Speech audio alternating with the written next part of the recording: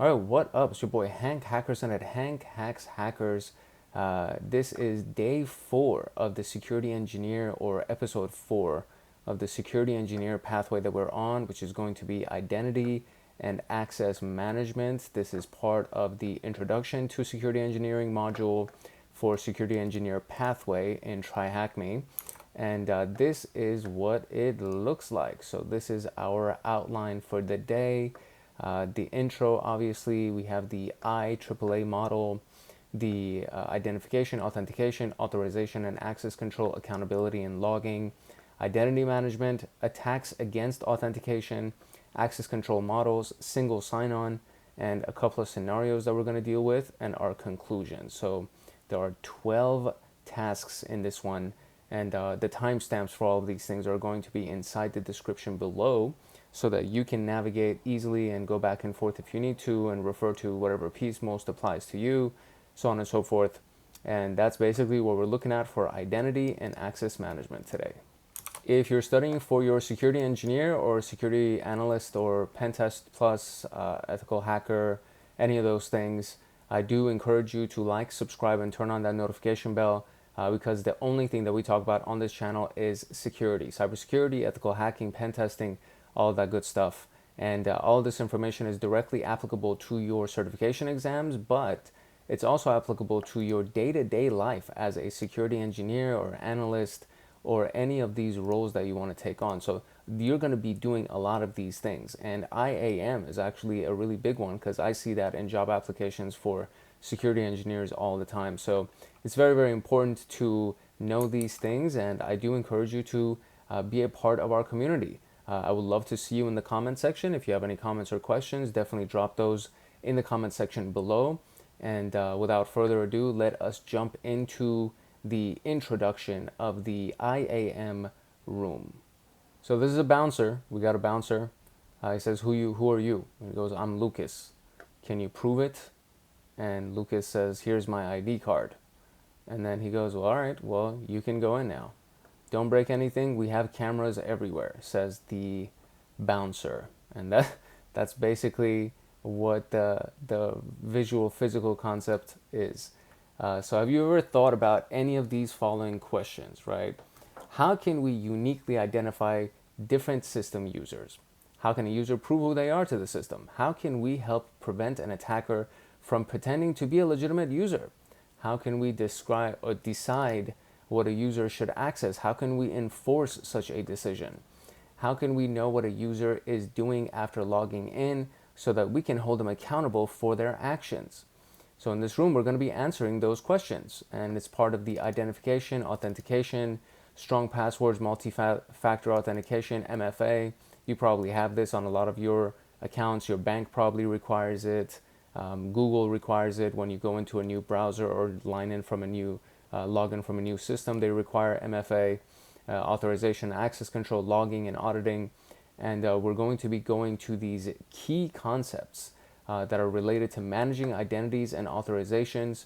And it starts with identification and authentication and proceeds to accountability before going finally into access control models. So the prerequisites are security principles, which was done in our last video, which was our second video. So this was day 2, episode 2.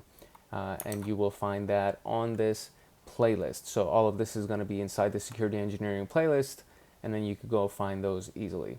And these are some of our learning objectives. So identification, authentication, authorization, accountability, access control, and single sign-on. So what is the name of the room recommended to finish before this one? It is security principles.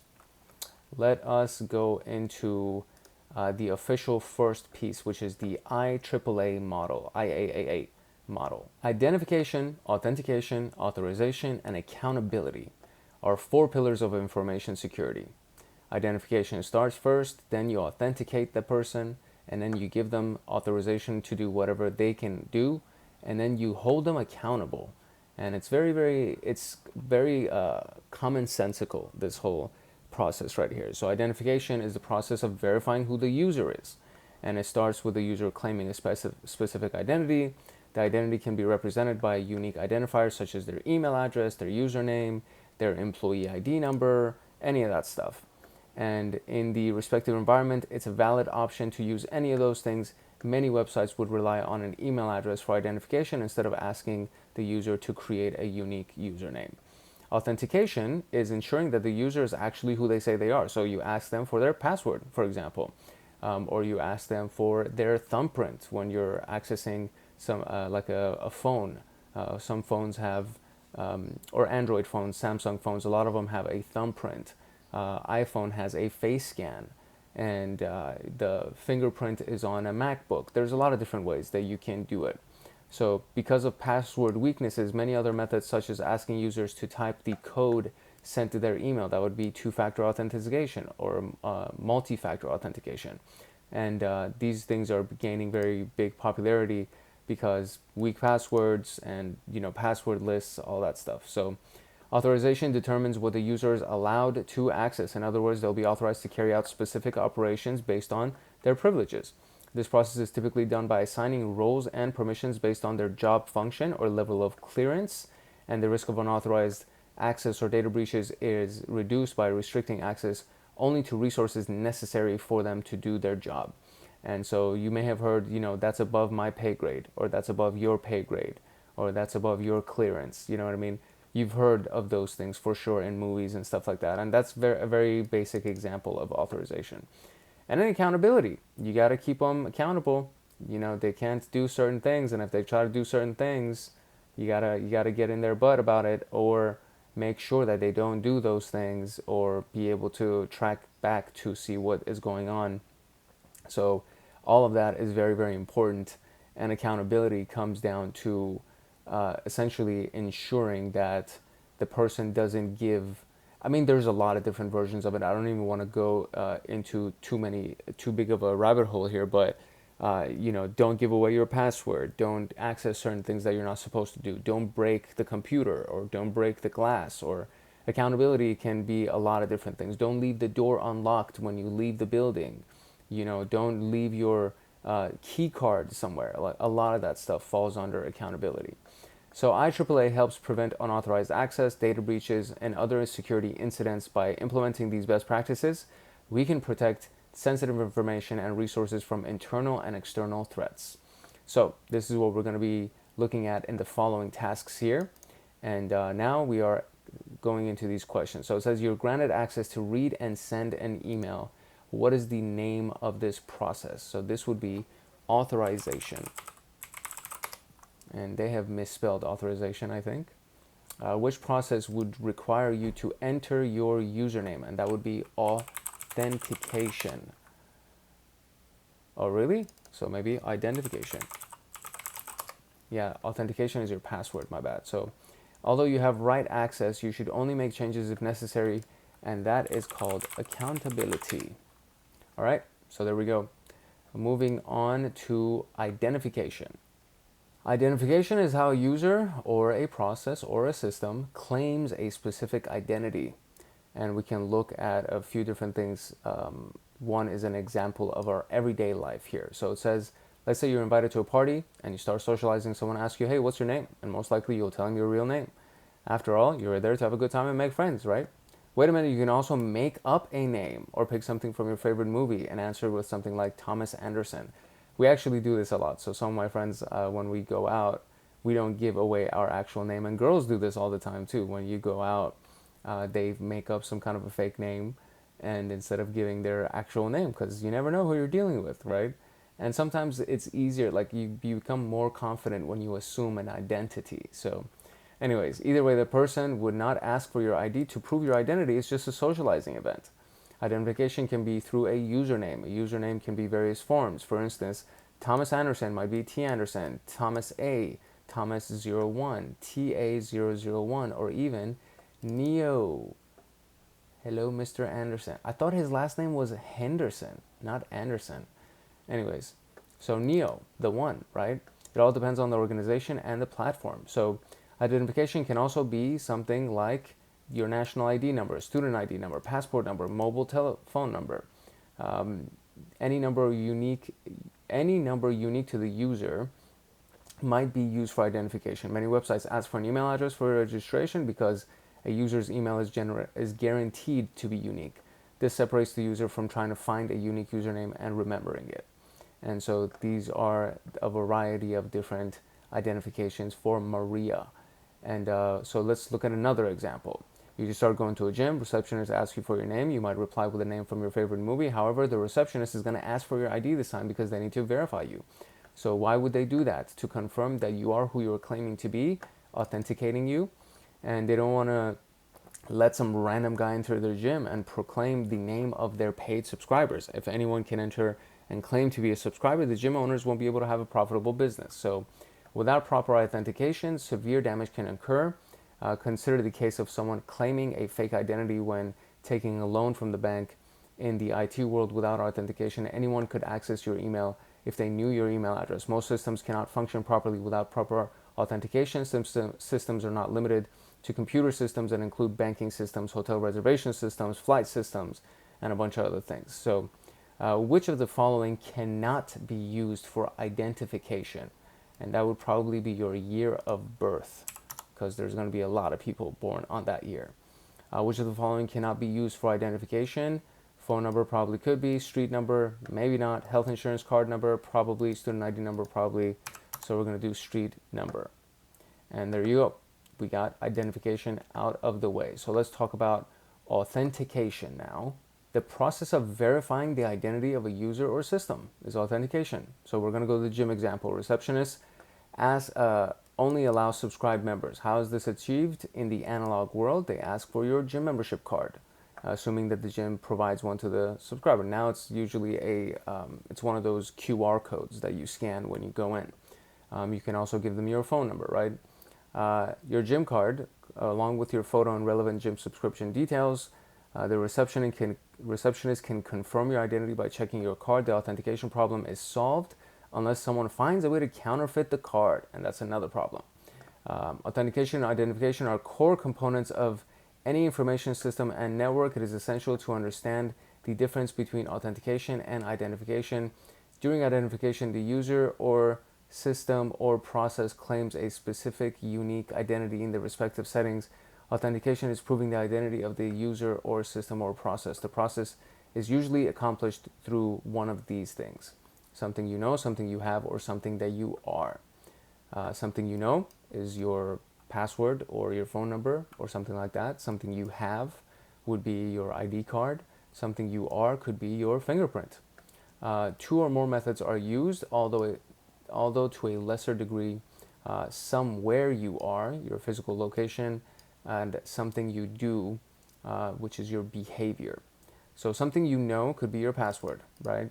Pass phrases such as judge battle advised pane 9 and baggage protection dissatisfied barrel 8, PIN number, and those are the things that you know. Most mobile phones are automatically locked within minutes.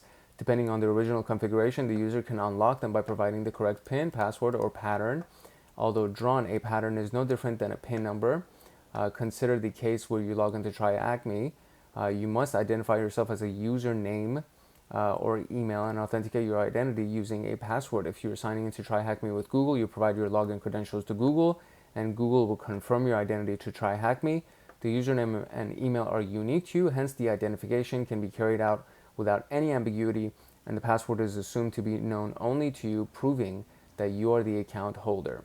And this is the TryHackMe login page. Something that you have could be something like your key card or your literally the lock key, right? An actual key. This is, I think, a remote. It could be an object, usually a physical object, to a phone, from a phone to a security key. For instance, when you want to register on some instant messaging apps, you give them your phone number, usually mobile number. The mobile number for your identity is your identity on the app. And how do you prove that that's yours? Well, they're going to send you a code via SMS to make sure that you actually have the phone. And then within a few minutes or receiving a call, you can read that, and then you have this phone number, and in that case, you would be verified.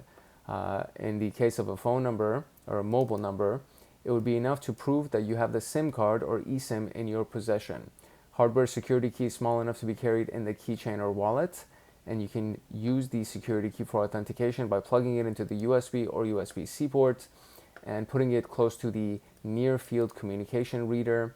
Examples would be Yubico, Titan Security, yada yada yada. So something that you are is biometric. So fingerprint readers, facial recognition, retina scanners, and voice recognition.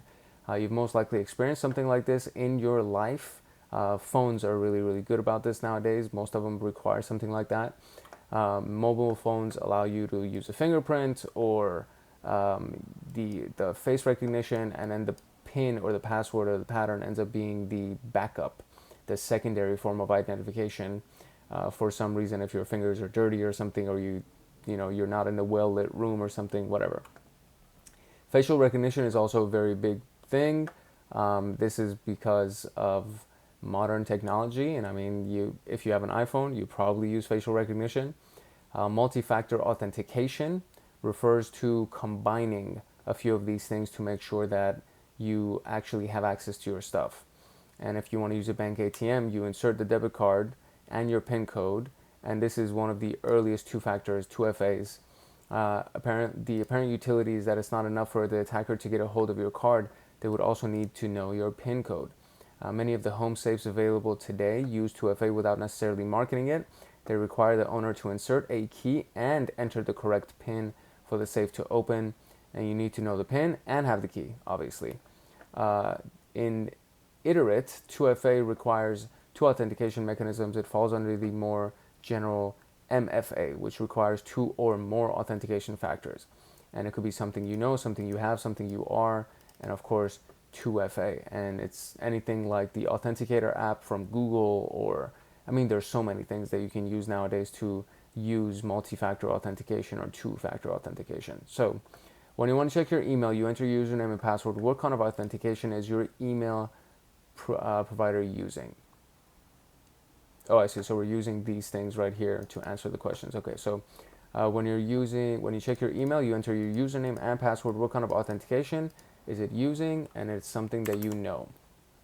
Your bank lets you finish most of your banking operations using the app. You can log into your banking app by providing username and password and then entering the code received via SMS. That would be something that you have. And or maybe that would be two-factor authentication, I guess. Your new landline phone system at home allows callers to leave you a message when the call is not picked up. You can call your home number and enter a secret number to listen to the recorded message. What kind of authentication is being used? I would say something that you know again. Yeah.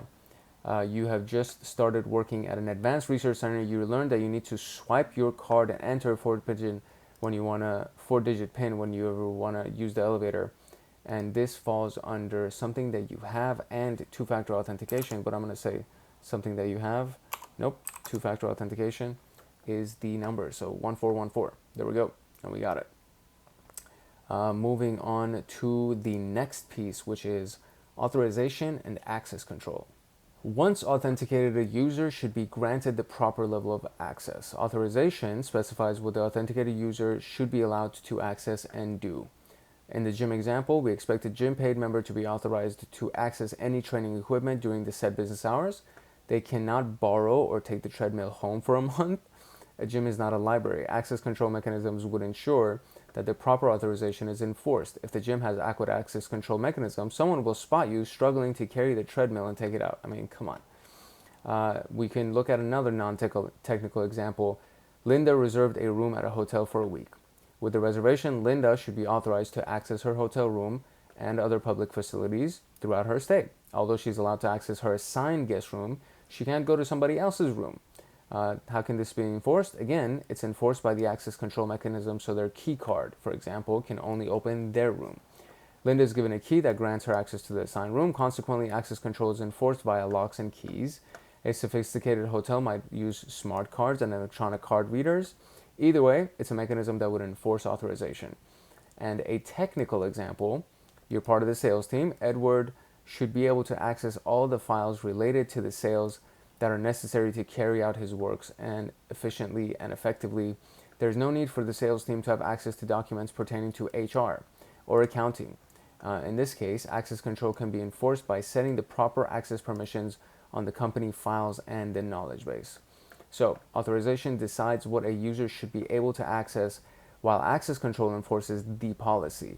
For instance, after logging into your email account, you should be able to read your email messages and send new ones. By default, you should not be able to access the inbox of somebody else. The mail server should be assigned to allow a user to access their mailbox and deny them access to everybody else's. So for these questions, we're going to be using authorization or access control. The new policy states that the secretary should be able to send an email on the manager's behalf. What is this policy dictating? Authorization. You shared a document with your colleague and gave them view permissions so they could read without making changes. This is probably access control. And the hotel management decided that the cleaning staff needed access to all the hotel rooms to do their work. This is also access control. No way that this is authorization. How is that crazy? What? Whatever. Okay, moving on. So that was authorization and access control. Let's talk about accountability and logging. Accountability ensures that users are accountable for their actions that they perform on a system. In other words, after authenticating their identity and getting authorized to access the system, they can be held responsible for their actions. Accountability is possible if we have auditing capabilities, which usually recall proper logging functionality. So let's start with a non-technical example, the gym.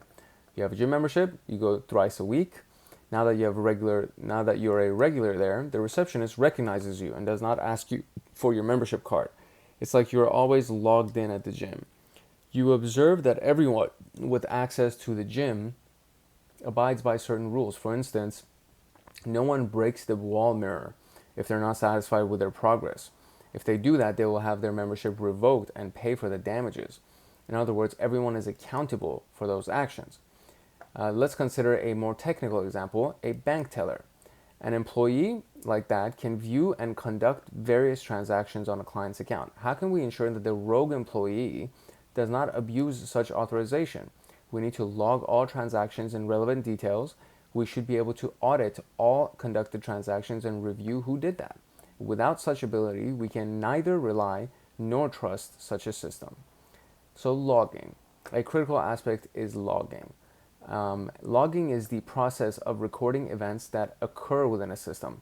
The process includes user actions, system events, and errors. By logging user actions, an organization can maintain a record of who accessed what information and when.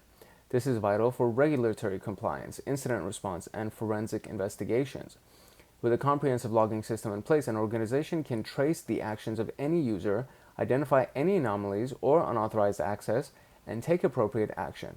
If an unauthorized user attempts to access sensitive data, the logging system can generate an alert to notify security personnel.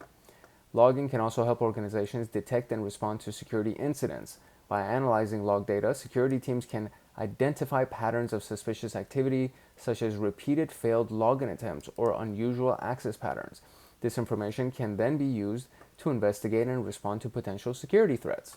Because accountability is a crucial component of any secure infrastructure, proper care should be taken to ensure that logging is performed properly and securely. Furthermore, depending on the security requirements, logs should be tamper-proof.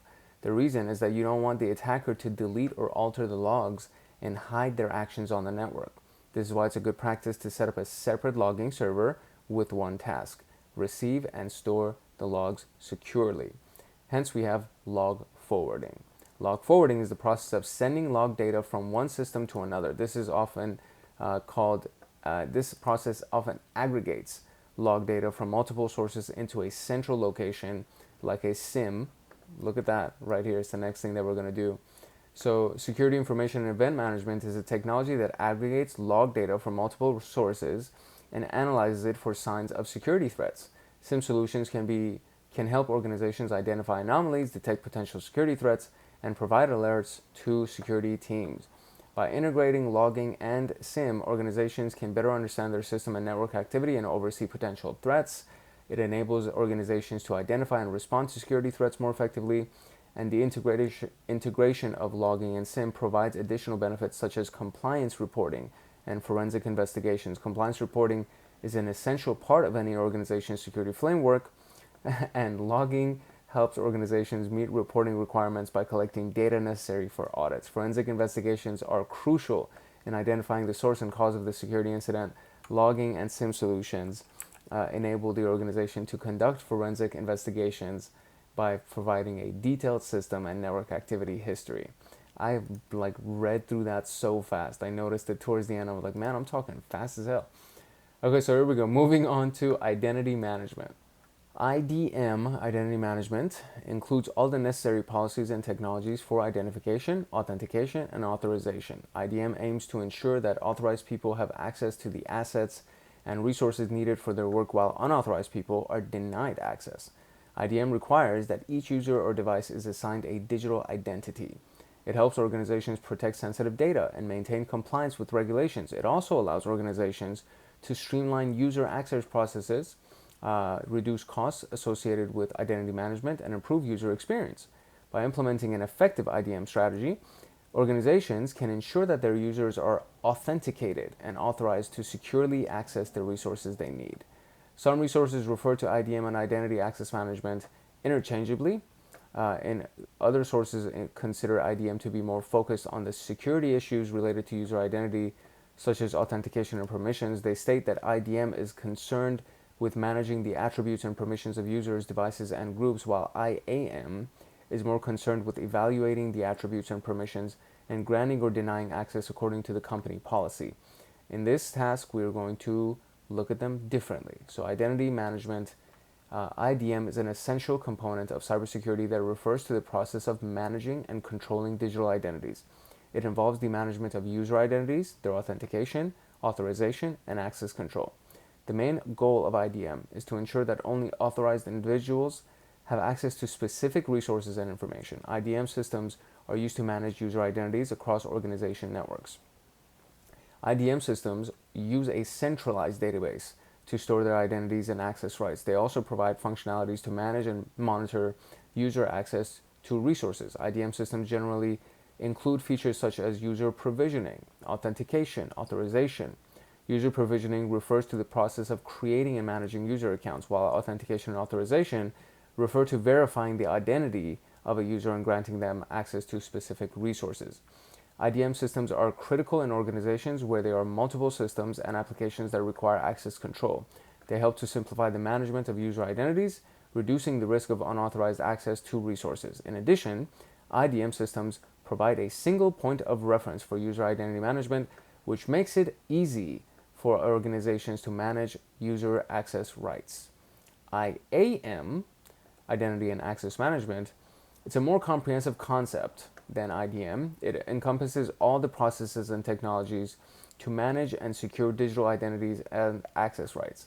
IAM systems include a variety of functions: user provisioning, access control, identity governance, compliance management, and they ensure that only authorized users have access to specific resources and data, and that their access is monitored and controlled. IAM systems provide a comprehensive solution to manage and secure access to resources in an organization. They integrate with multiple systems and applications, providing a centralized view of user identities and access rights. IAM systems use various technologies to manage access, including role-based access control, multi-factor authentication, and single sign-on (SSO). IAM systems help organizations comply with regulatory requirements such as HIPAA, Grand Data Protection, I think regulation, that's what that is, GDPR, payment card information. They provide functionalities to manage the lifecycle of user identities, including onboarding, offboarding, access revocation. In addition, IAM systems allow organizations to track and audit user activity, which helps to prevent security breaches and ensure compliance with industry regulations. IDM and IAM are essential components of cybersecurity. They ensure that only authorized individuals have access to specific resources and information. IDM systems manage their identities, while IAM systems encompass broader functions to manage and secure digital identities and access rights. So, IDM is identity management, and IAM is identity and access management. And we are now done with this one. So let's go to attacks against authentication. Authentication in the analog world. Let's say that you belong to a horse riding club. The club reserves a local restaurant for a weekly meeting. You can chat about your adventures while enjoying your favorite plate. The guard at the door does not know all the club members, so you devise an authentication scheme to allow the guard to decide whether to open the door. One of the most basic ideas one would think of is to use a common secret phrase, so anyone who wants to enter needs to say a secret phrase. No one will be granted entry unless they say 7 horses when asked how many. This authentication mechanism works perfectly fine until an attacker standing nearby eavesdrops and learns your passphrase.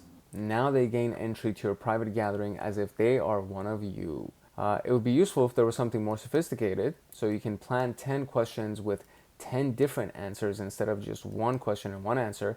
However, an attacker lingering close by will still be able to learn them all. Using a secure authentication mechanism without resorting to cryptography can be almost impossible. Luckily, for the door guard scenario, it's easy to spot any suspicious persons idling around, otherwise your whole gathering would be compromised. Authentication in the digital world is a little bit different.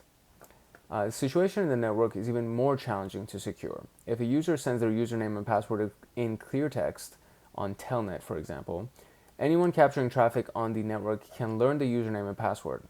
So the server and the user can agree on a fixed secret key. Instead of sending the password in clear text, the user encrypts it using the select secret key.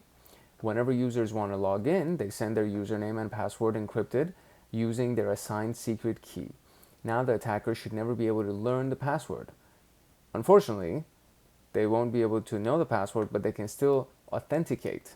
This is known or shown here. So username Blueberry, encrypted password is that. Username Blueberry, encrypted password is that. so they can still do it. They don't need to know the password, they just need to get the key, right? They need to get that encrypted version, the hash. There's something called pass the hash attack that you don't necessarily even need to know the password. As long as you have their password hash, you can just pass that over and log in. So making the challenge response unique. So an encrypted password that is always the same value is easy to circumvent. We need some mechanism to ensure that the response won't be reused repeatedly. One approach would be to use the current time and date as part of the response. In other words, the user would send an encryption of the current time and date along with the password. Although this requires both parties to synchronize their clocks, it ensures that the response is only valid for a brief time, usually milliseconds. This task aims to shed some light on this, and many other vulnerabilities can make their way into authentication protocols, so we're not going to talk about it in this room. The attacker could authenticate using a user's response when the authentication protocol required a password encrypted with a shared key. What is the name of the attack? Right here. A replay attack.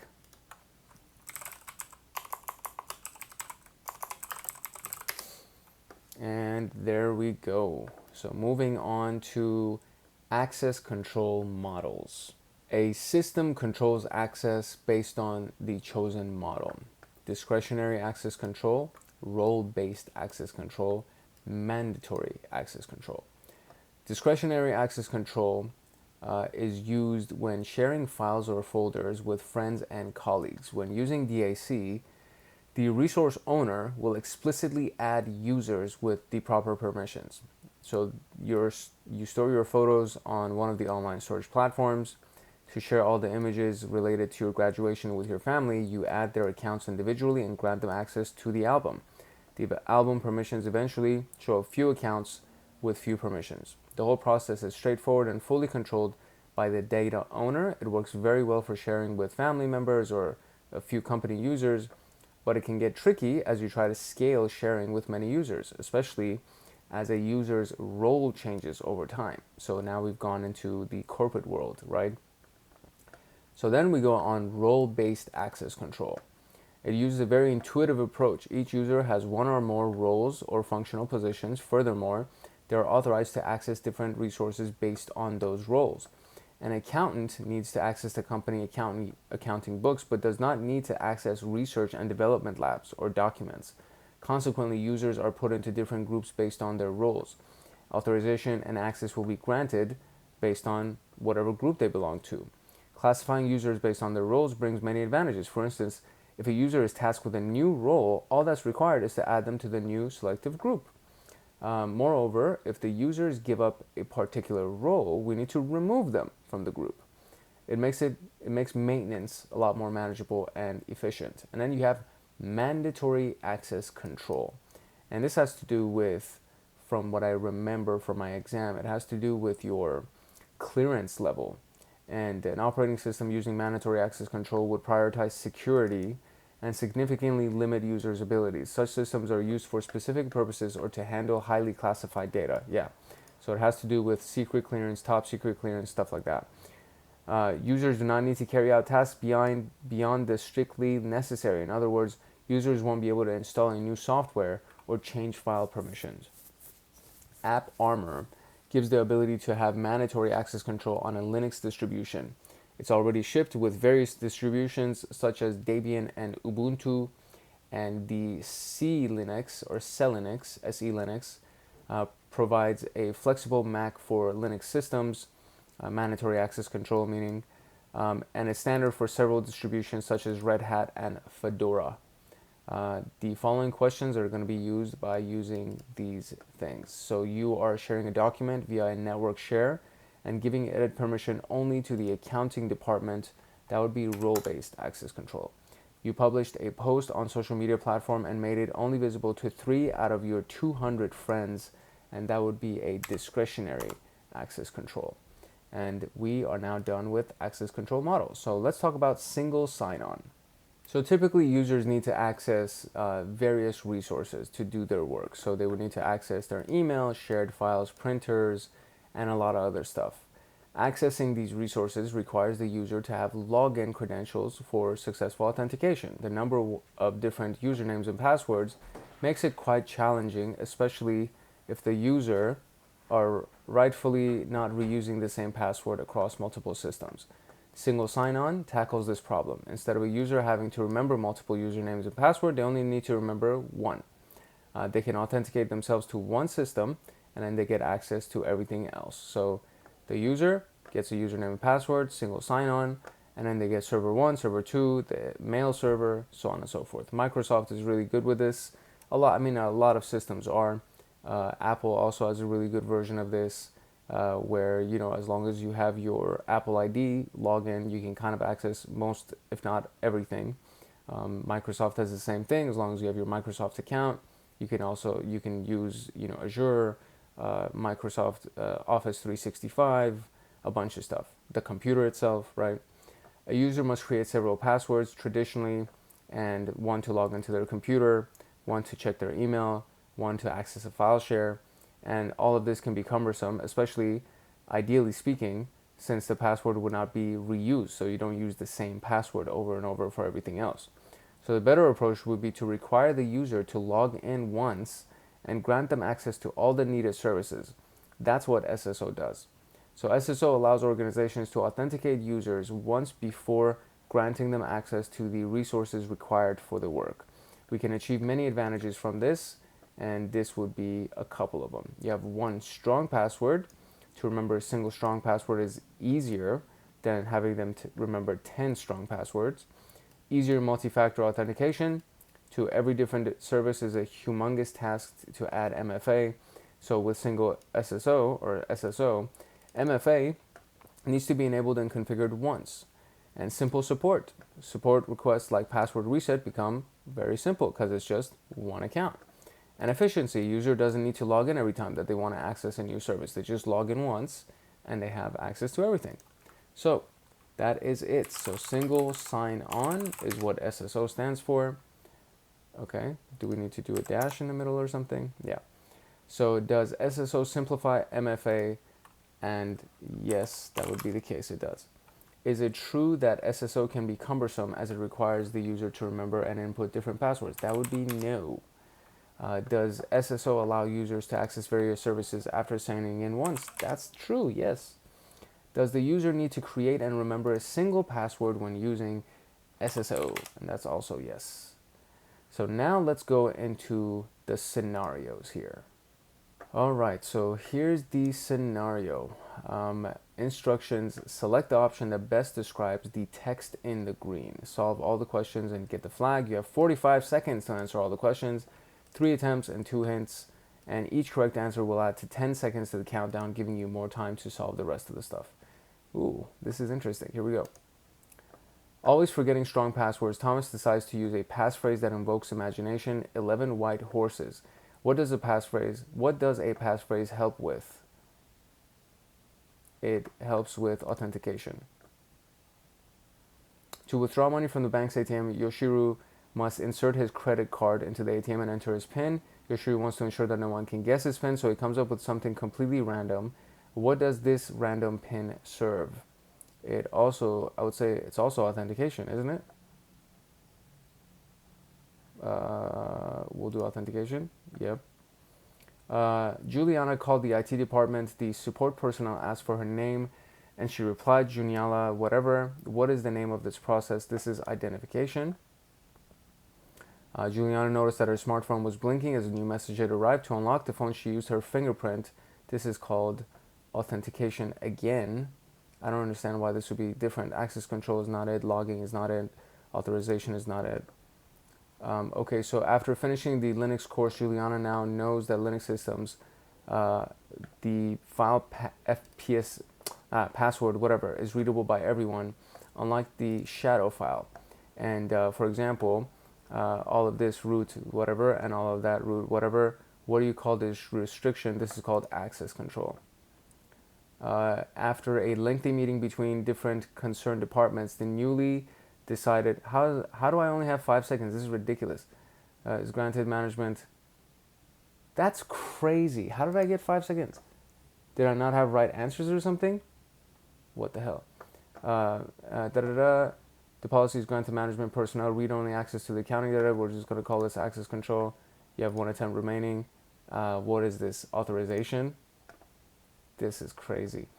Yashuri decided to beef up his skills in cybersecurity. He opened his web browser to try and TryHackMe. In the username field, he writes What is this called? This is called identification. Locked his computer, went to the cafeteria, but Yashuri had been numerous Therefore, when he came back, he checked the invalid login attempts who took his place. He found that something check failed. He knows that someone tried to account. What makes this possible? Logging. And Thomas checks his computer regularly. He comes to the access across the following. Which is another unlocked keyring, but he was on vacation that day, so it might be an intruder. What made it such detection possible? This is also logging. Still haven't enrolled in fingerprint. Yoshiro unlocks his phone by drawing a pattern. What does this allow? This is called authentication. Whew, that was stressful. But we got the flag. There we go. I was trying to read the questions out loud, and I was supposed to like skim through them because I can skim much faster than reading. And anyways, that was our scenario. So what is the conclusion here? So we went through different processes from identification to logging. We also discussed access control models, SSO, standards related to authentication and authorization. And in the following rooms, so the second module of the path that we're on, we're going to be talking about governance, threat modeling. So it's this stuff, governance and reputation, regulation, threat modeling, so on and so forth. I've already done governance apparently, but I'll record the video for it. I don't think I've recorded a video for it. And there we go. We are done. We are wrapped with this room. If you're studying for your security engineer, or if you're studying for your security analyst, pen tester, ethical hacker, any of that stuff, I do encourage you to like, subscribe, and turn on the notification bell, because all we talk about in this freaking channel is cybersecurity, ethical hacking, pen testing, security engineering, all that stuff. So it'll be super useful to you on your examinations and certifications, but it's also very useful on your day-to-day stuff. And as we go deeper into it, you'll get even more valuable information about security engineering. So I do encourage you to join our community. It is a lovely community. I would love to have you as a part of it. And I answer all the comments. So if you have any comments, drop your comments below. If you have any questions, drop that below. There was actually somebody who recommended that we do a video on the dark web. And I am very intrigued by that. So I think I'm going to end up doing a video on the dark web per a user's request in the comment section. So it's your boy Hank Hackerson at Hank Hacks Hackers, your favorite network and system attacker / protector. This was video number 4, day 4, part 4, episode 4 of the security engineer pathway. If no one else loves you, Hank loves you. Love, peace, and chicken grease. And I will see you in the next video. Later.